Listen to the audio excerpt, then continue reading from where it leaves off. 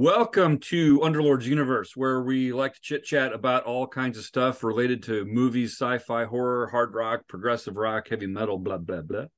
And today, my brother Brent and I are going to be just doing a little chit chat about the newest mess of a movie called Exorcist Believer. And spoiler alert here. I want to spoil this for anybody who hasn't seen it to prevent you from, or to discourage anybody from actually going to see it, because it is a mess. And I know that I just want to say there's always a matter of taste. You know, somebody might really enjoy it. They might find it entertaining or whatever. And I usually try to be open to the idea that people have differences of opinion, but I just feel so strongly about this. It sucks. It's like offensively bad. So, what, I took 6 pages of notes, and that's after thinking about it for like 3 days. I should have brought a notepad with me. So anyway, that's my verdict. I think this, in our series on movies, we call it the movie Mausoleum. And the question is, should this thing be buried? And I say, yeah. Buried, Yeah, never watched ever again by yeah, anyone. yeah. It's pretty bad. I mean, that's a scathing review, and we just got started. So, do you want to maybe expand on that a little bit and tell people, maybe give some specific examples as to why it's as bad as we think God, it is? Because I don't disagree with you. I think it's a terrible movie. where do you even start with this? I mean, okay, so it I I talked to Josh about this a couple days, well, like the day after we watched it, I guess it was, and and I was just ranting about it, just kind of going off on a tangent. And he stopped me. He goes. So what it sounds to me like, so this is kind of paraphrasing Josh here. He said, it Mhm. sounds to me like you got a bunch of guys in like a boardroom that says, well, you know what? We need to make an Exorcist movie. So what do we need? We need somebody with a spinning head. We need possessed girls, or well, let's make it two, and let's have them just be like really offensive.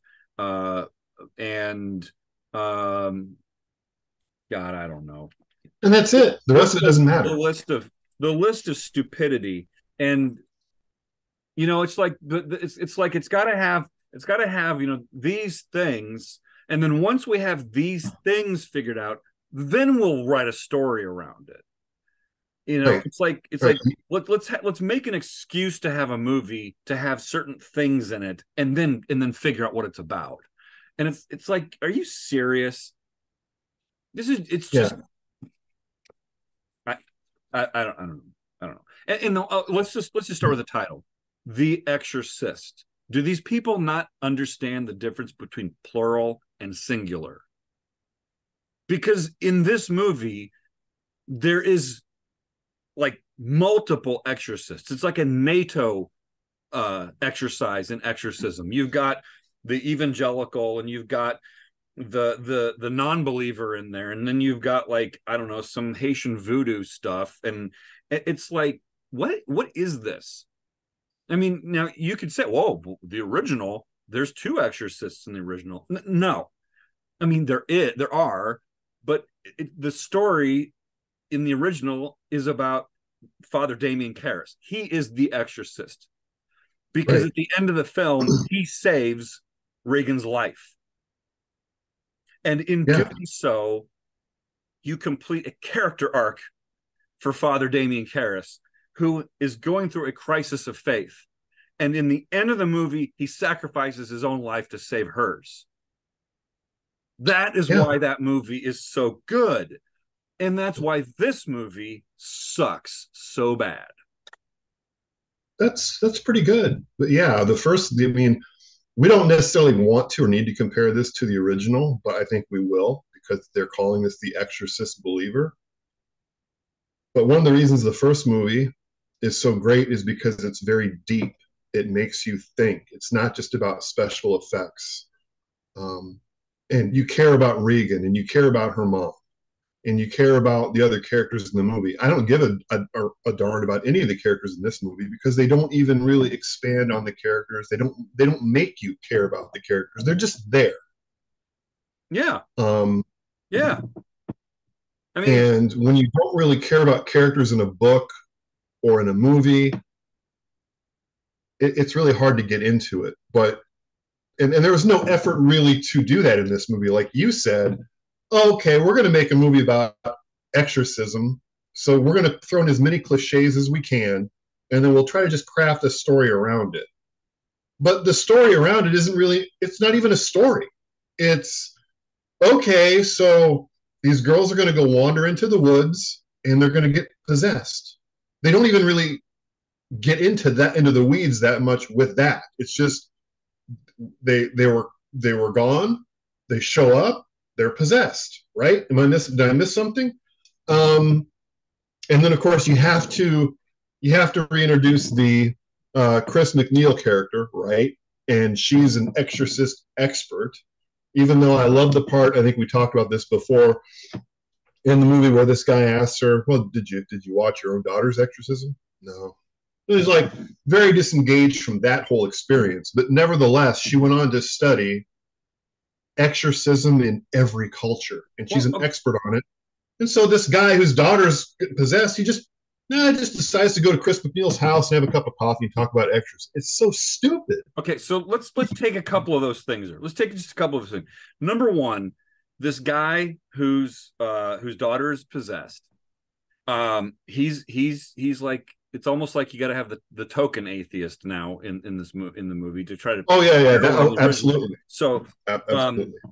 but the thing about it is that, like, as you see in the movie, it's like, oh, this is really deep, because by the end you realize, well, he had to choose between his wife's life and his daughter's life, and it's like, well, what a horrible dude this, and it's like, the thing that made the original work so well is it's because Chris McNeil's character is just, she's an actor, she's famous, she's working on a movie, she's got a kid. The next thing you know, her kid's not well, and things slowly progress from there, right? Until she is forced to confront, through a horrific scene of blasphemy, oh my God, I have to go to a priest, and she's an atheist. So the atheist thing works there. It doesn't work here, because it's like, oh, this guy made a really horrible decision. He had to choose between his wife and his unborn kid, and this and that, and it's like, well, you kind of end up, it's like, from a plot point perspective, it's kind of like using that against him somewhere, like he has to pay for some sin that he's committed in the past. Whereas in the original movie, it's like, dude, this could happen to anybody. It's out of nowhere. It's bad stuff happens to good people. But in this movie, yeah. And then as far as Chris McNeil herself goes, the character, okay, so you point out that scene where in the new one, where just conveniently the father is able to just drive to her house. Hey, I heard you wrote a book about exorcisms. And she's like, yeah, the experience was so traumatic that I decided not to write about the trauma of having my daughter possessed by a demon, but instead I'm gonna research global exorcisms, and I'm gonna become an expert. It's like, come on. And I don't know if you noticed this, but there's in that scene where she's like, no, I didn't witness the exorcism. It was the patriarchy. It's like, okay, look, I'm right up there with knocking the patriarchy. Fine. But it's almost like the director here, David Gordon Green, who also wrote this monstrosity, it's almost like he said to himself, hey, here's an opportunity to score some political points with an audience. Let's say she's upset that she didn't get to see her own kid be possessed the exorcism of her own kid, because of the patriarchy. And then what do? They're so stupid as writers. They have her go into this new kid's room where she's possessed all by herself, and in a flash, she's nearly killed because the kid, the possessed kid, gouges her eyes with a crucifix. And With a crucifix. it's like, oh, maybe that's why they didn't let you in the first time. Not because you're a woman, but because you Maybe. don't know what you're doing. And that's the thing that makes the original Exorcist work. Well, so did she prove in doing this, in this scene, did she prove that she's really an expert? Well, that's the point. It's like you No. just, from a writer, from a story, they cut the knees out from under her as a character. And it's like, Well, the Chris McNeil character, quite frankly, you could have had it didn't this character didn't need to be Chris McNeil because they didn't really do anything. It could have been anybody as an expert. And It was a completely wasted opportunity. If they were absolutely. going to do this, and then of course they brought Reagan in at the very end, which Yeah. was fine. But if you're going to do that, I would argue bring Reagan in earlier, make her the focal point. Do whatever you want with her mom, Well, but yeah. bring Reagan in and make Reagan more of a central part of this movie and this story. I would say, Wasted by the opportunity. way, Wasted opportunity. just hang on, my dog is jumping on the couch over there. It's going to move my light. So if my light goes, it's because, Okay. yeah. But okay, you just sit down there, be pretty. But it's like, Chris McNeil's a powerful character. And I can't believe that they set this up to say, like, yeah, she's a really powerful character, except she does something really dumb and ends up with, almost being killed because her eyes are gouged out. And then I guess within like a matter of hours, she's in the hospital room giving a dissertation on multicultural exorcisms. And it's like, you have got to be kidding me. Like, who writes this stuff and says, yeah, that's working. That's cool. I know. Oh yeah. my God. And like you said, nobody cares. Why would you care about any of these characters? I'm sorry. I don't. I'm sorry. I normally don't get upset about bad movies. I don't even care usually if a studio wants to remake an original classic. This stuff doesn't bother me. For some reason, this one does, and I think it's because the original, I get it. It's shocking, it's terrifying and grotesque, and for some people they can't get past that. But if you can get past that and you understand why it's shocking and horrifying, then you start to understand the depth that's in that story. And this has no depth at all. Zero. Zilch. It sucks. Awful. Right. I would say that the first movie, the Exorcist, it is hard to watch. Yeah. And that's why it's a good movie. This is hard to watch for a different reason. The first Exorcist is phenomenal. 5-star movie, classic, because it is deep. It makes you think. You care about the characters. It oozes with atmosphere. This movie has no atmosphere. It's not scary. It's not creepy. It's not suspenseful. And Matter of fact, when I laughed a little bit when I saw when the girls were possessed and one of them has an upside down crucifix on her forehead. It's like, oh, really? I know. Really? It's like, no. It's like the original Exorcist is nearly perfect, and it's like, if you can't, here's the thing about the way some of these filmmakers work, I think they kind of say, well, there's one possessed girl in the first one, let's have 2 here. And it's like, now that actually I think could have worked if there was a good story there, but there isn't. Okay. But it's all about ramping stuff up, right? It's like, oh, well, you had a spinning head in the first one, Reagan's head spins around, right?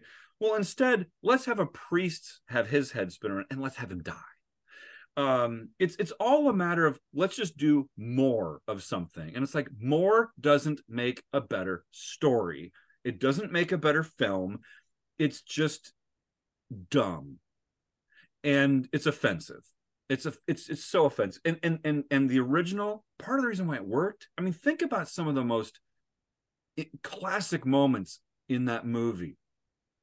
When Damien Karras goes in to talk to Reagan, she's not constantly like full barrel going after, kind of like I am right now in this video. No. She's kind of chilled in some chilling moments. on the bed, You and know, you can see her breath coming out, the breath that when, coming out of her mouth in that cold room. when she Right? says, when he asks her, when he asks her, uh, you know, you know, where Reagan is, and she just says, "In here with us." It's like there's just a chill to that. Or at the very end of the movie, after Karras had taken a break and Father Merrin had been in the room with Reagan, and Karras comes back in. So that very climactic moment, right near the end of the movie, and Father Merrin is slumped over the bed, and Reagan's just sitting there staring at him, almost like an animal that just, it's like, oh, did I do that? Did I kill that dude? Mm-hmm. And then and Karras tries to save Mare, and he pulls, and he starts trying to give him CPR, and that's when Reagan starts to just giggle. It's like, that's chilling, because Yeah. it's not so over the top. The balance between the shock and the suspense and the subtlety, it's so well done. This movie is like 0 to 60 seconds. It's like, before you know it, like, it's like, boom, they're fully possessed, and they're saying stupid stuff, and they got crucifixes on their foreheads, and it's like, oh my, I'm sorry. Yeah. No, Reagan's possession is, it's disturbing. This one is not disturbing, and and the original one is disturbing because it's not so over the top. Like you said, she's laying in the bed, just like she's staring off into space, and she's just laying there, and you can see the cold breath coming out. The room just feels cold Because it when was, you look. they refrigerated Yeah, the room. Yeah. right. But there's an atmosphere and a feeling that you get when you watch that movie that is, there's nothing like that in this movie. Mm-mm. Mm-mm. And as you pointed out too, after we watched the movie, the classic point where he, you know, she starts talking to him in his mom's voice, Oh, which oh, in the original is, movie. yeah, which is You, probably the most. Damie, why you do this to me, Damie? Why you do this to me? And And he's like, he's, "No, you're you're not not my my mother." mother. The And it's God. like that the hair on the back of your neck just goes up, and you get chills up your spine when you see that. Yeah. And that's, And and that gets to the heart of what the original Exorcist is about. And it's a movie that lets the unknown just kind of, it's like, why is this happening? And it lets that just sit and fester. And there's only one scene in the original film where there's any moment where they kind of explain what's going on. And it's Marin and Karras. They're taking a break, and they're sitting on the steps. And he says, why this little girl? Why this little girl? And Father Karras says, the point is to make us despair, to make us see ourselves as animal and ugly. So the target is everybody else around her. It's not just Reagan that's being attacked. It's everybody that's being attacked by this. And well, yeah, and, yeah. And to that point, no, go ahead. well, and I was just gonna say, that's the only point in the whole first film where they give the audience some idea of what's going on, and they do it through a dialogue, which is really important because it shows that Damien Karras is struggling. He's continuing to struggle, because earlier in the film there's a moment where he says, I think I'm losing my faith. So it's a story about that faith arc. And I was even in the middle of this, he's dealing with that and grappling with that. And so in that moment, because you're hearing these two characters have a dialogue, you start to get an understanding of what's going on. In this new movie, I mean, they even have to tell you as they walk into the room, and they're like holding their noses and they're gagging, and it's like, oh, smells real bad in here, in case yeah, you missed it. And yeah. at the end of the movie, there's a character that's, do you know what evil is? Let me tell you what evil is, because the audience is too damn stupid to understand it. Oh my God. Well, I'm going to go back to, I think we probably should wrap this up. Yeah. But I'm gonna just kind of piggyback on something you just said, because I think this is really the key. I think you talk about basically what the Exorcist, the original movie, is about, and it's about Damien Karras struggling with his faith. And I personally, I believe that that part where he and Reagan are having the exchange, where she's talking in his mother's voice, that's like like even in that moment, he's like, it's almost like, no, you're not my mother, this can't be. But Mm-hmm. that's him struggling. That's the inner struggle that he's going through, and that's the climactic moment in that movie. There is no climax in this movie. Now people would say, oh sure there is, it's when the girls are in the chairs, they're back to back in the room and all that stuff. I would say it's not a climax because there's nothing that build up to that. So you cannot have a climactic moment if there's no build. It's And all this just boom, and it's Yeah, and the movie's kind of it's slow too. It's slow to it's slow paced, and then it kind of like takes off at warp speed. I don't mind a slow burn, but you got to burn at some point, and this movie doesn't burn at all. It just it like I, there some people I'm sure would say, oh, there's a story. There's a story here. There's a guy that had to choose whether between his daughter's life and his wife's life. He made a choice. He's a non-believer. His daughter got possessed. Yada yada yada. Okay, it's you or I probably could have written this story as good as this or better. Um, well, I'm not a it's not a writer, good so I story. don't, Well, I mean, I'm not a writer, so I'm not. I don't want to say well, that myself, but maybe you could have had better ideas for a story than that somebody else could have written or well, brought to fruition. But it, this is not it. if your goal is to bring Chris McNeil and Reagan back, if you want to bring um, Linda Blair and Ellen Burstyn back, then what I think you do is you explore trauma and you explore how this event in their lives shaped their lives in one way or another. I don't know what the story would be. I'm not saying I have a story idea, but if you want to bring that, if you insist on bringing them back, that's what you do. And you don't you don't call it The Exorcist. You don't even have it be about an exorcist. You have it be about the ripple effect of the whole thing. And it's like, I don't know. It's but this is what they chose to do, and it's getting slagged left and right by people who really understand the original movie and understand the original story. It's getting slagged by people who have some sense of, I don't know, suspense and decent storytelling. And I'm probably gonna tick off people I know and friends of mine that actually went and saw this and liked it and whatever. But the only way I'll ever watch this again is with a notepad so I can keep track of just how many stupid things take place in it. That's it. Otherwise, I'll never watch this ever again. I don't It's foresee offensive. watching it. So I guess in terms of if we give it up a thumbs up or thumbs down or thumbs sideways, we're gonna Oh, both go thumbs with down. big Bury thumbs this thing. down. Bury it. Shovel Yeah, dirt on it. yeah, That's done. yeah. Anyway. Yeah, and people out there, who like it, feel free to let us know why, you think it's a good movie or whatever, and we'd love to see what you think about it. But I don't think anything would ever change my mind. Watching it, it's not a movie that would grow on me. Watching it a second or third time, it's so bad. It's not gonna change my opinion. But we'd love to hear what you think. Yeah. Yeah. Yeah, feel free. If someone's out there and they suffered through this gigantic rant here. By the way, this is not how I normally am. I'm just really agitated over this movie just because I'm offended by it. Yeah, Offended by how insulting it is. It just insults the audience. But yeah, whatever. Um, maybe it was money well spent because I'm having a good time complaining about it. I don't know. So well, this is more fun than watching the movie. yeah, yeah, yeah, definitely. This is more fun than watching the movie, but we couldn't have done this if we didn't watch the movie.